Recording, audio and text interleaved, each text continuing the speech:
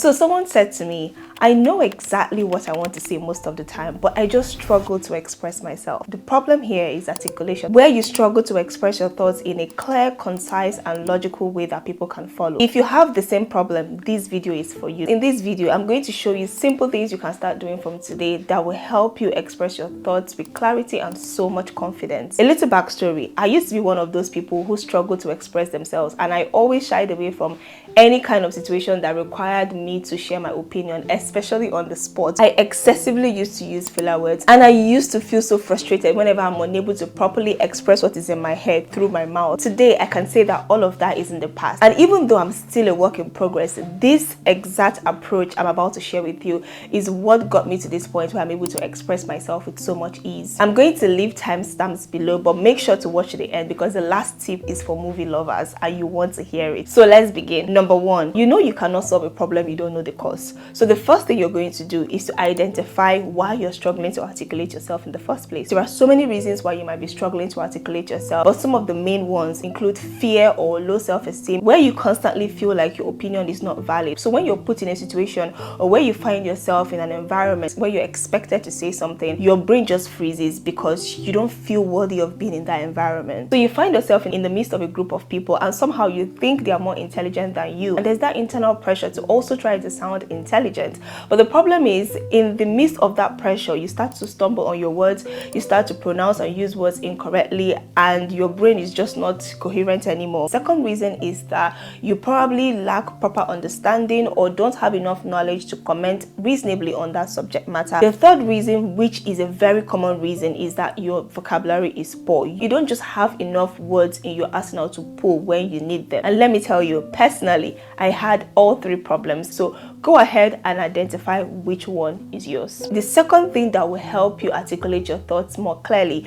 is to listen to quality dialogue. Listen to what I said, quality dialogue. Emphasis on the word quality, not just random gists from random people saying things that don't make sense. Quality dialogue, and this can be in form of audiobooks or quality podcasts where they bring highly effective speakers who are fluent, eloquent, and articulate, who are also knowledgeable in a specific area or who are there to discuss very niche topics. Personally, I love the Diary of a CEO. Steven is a fantastic host, and the quality of the speakers he brings top notch. When you listen to things like that, you see how most of these guys are able to respond to questions in a way that is clear, in a way that is concise, and you can follow their train of thoughts logically. And even if they are speaking on very niche topics, they are able to convey it in a way that even lay people will be able to understand and make sense of it. See, if you want to be a good speaker, you need to listen to good speakers, because over time your brain gets used to how to construct sentences properly and how to answer questions in a very clear and concise manner. Same thing goes for audiobooks. The more you listen to people read to you in proper grammatical sentences, there is no way on earth you will not start to subconsciously emulate that kind of structure. I use Audible, and if you want to try it out, you can check the link in my description box. Now, as part of improving the quality of the kind of things you're listening to, I need you to carefully curate your timeline, your social media platforms with speakers who you think speak articulately. I don't mean people with British or American accent, because that's a different thing entirely. I mean people who you think are able to express themselves properly, people who you listen to their opinion on different subject matters and you're so impressed. You need to be listening to them more often, even passively, as you scroll through your social media timeline. What this does is that it stimulates your brain to think deeply and somewhat clearly about the things you care about. I have a few lists of people I recommend. I'll leave them in the description box, but you can go ahead and create your own list based on the things you find interesting. The next tip I'm going to give you is something you're probably expecting, but this time I want you to do it differently, and that is reading. It doesn't matter if it is physical or audiobooks, whichever one you prefer. It can be any type of book, fiction, non-fiction, just read. But this time around, I don't want you to just consume the information in those books. I want you to pay attention to the words that are used to describe emotions and actions, because that's usually what we struggle with the most. How to describe how we feel, how to describe what someone is doing or what we're doing. That description is where we usually will lack words. So if you pay attention to those words, write them down, find their meanings in the dictionary, find out how it was used in that sentence, and also pay attention to different sentence structures that are used in that material. This will help you to be more descriptive, and it gives you a wide range of sentence structures to use when you need to use them. And please don't just stop at learning those words and learning those sentence structures. Start using them as quickly and as frequently as you can. Don't be shy about it. I struggled with that a lot. Like, you know, when you learn a new word or you learn a new way of saying something, or you even learn the correct pronunciation of it, and you feel more embarrassed about saying it the correct way because everyone else is saying it the wrong way. Please don't be like me. Say it the way you have learned to say it. No matter how awkward it sounds, start using the appropriate things. Start practicing with those sentence structures. If you're someone who journals a lot, use them as you're journaling. If you're someone who has a blog or you write, start writing them that way. If you're having conversations with people, throw them in here and there. And please, don't just focus on learning complex words or sounding very, very academic. No, you're trying to learn how to describe everyday situations, but in a more accurate way. That's what you need to focus on, okay? Don't start looking for words that will make you sound whimsical, ostentatious, verbose, gregarious, and all those weird words. Focus on learning words you can use in everyday conversation without sounding weird. Another way I want you to engage with books this time is to review each paragraph or page, whichever one you choose, in your own words. What was the writer trying to say here?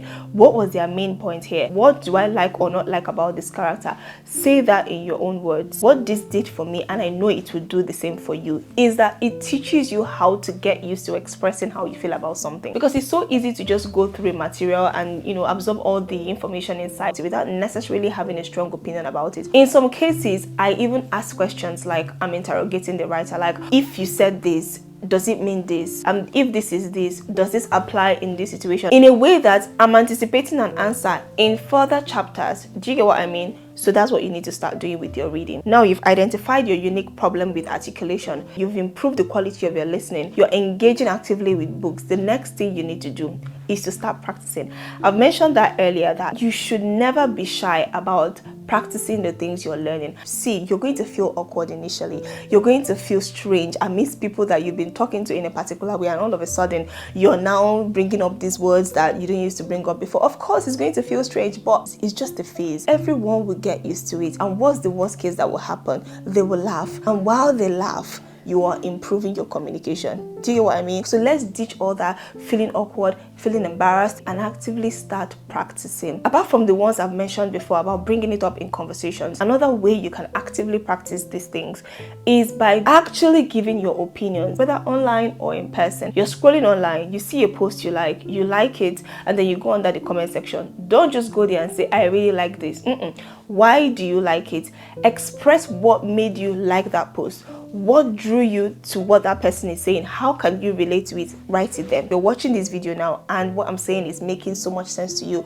You go to the comment section and write exactly how this makes you feel. Like, why do you like it? What have I said that made sense to you? In what way has it helped you? You write it there. Get used to dropping reviews on products or services you've used. Don't also shy away from situations that put you on the spot, because that's actually your training ground. That's actually where you test how much you're learning or how much words you have in your surface storage. Now, this might be a little dicey, but I encourage you to engage in controversial discussions. See, I'm not talking about controversies about people and gist about people, about world events, topics surrounding beliefs and value systems. One thing this will do for you is it will expand your knowledge on different subject matter. With knowledge comes a lot of clarity, and with clarity, you will be confident to express your thoughts. 2 pro tips for you. This one is my absolute favorite. Get yourself a prompt card. This helped me a lot. Don't just wait for when you go for events or gatherings and they ask you to pick a card and answer the question impromptu. Start practicing on your own. You can just pick a card once a week or as frequently as you would want and answer the question on camera or in front of the mirror, whichever one you find convenient. And I would really suggest you go with cards that ask you deep questions that you typically would not ask yourself. There's this one I got it on Amazon. I love the questions there. Trust me, those questions are deep. I will leave a link to it in the description box. Pro tip number 2, if you're someone who enjoys movies, especially foreign movies with subtitles, please pay attention to those subtitles. 2 words I can never forget I learned from a movie: screeching, and rustling. So please don't joke with those subtitles. With that being said, I guarantee you that if you do all these things I've said the way I've said it, there is no way by 2026 you will not become an articulate speaker. Let me know if you found this video helpful, and if you did, please like this video and check out this next video about how to communicate effectively. Thank you so much for watching. I will see you in the next video. Bye.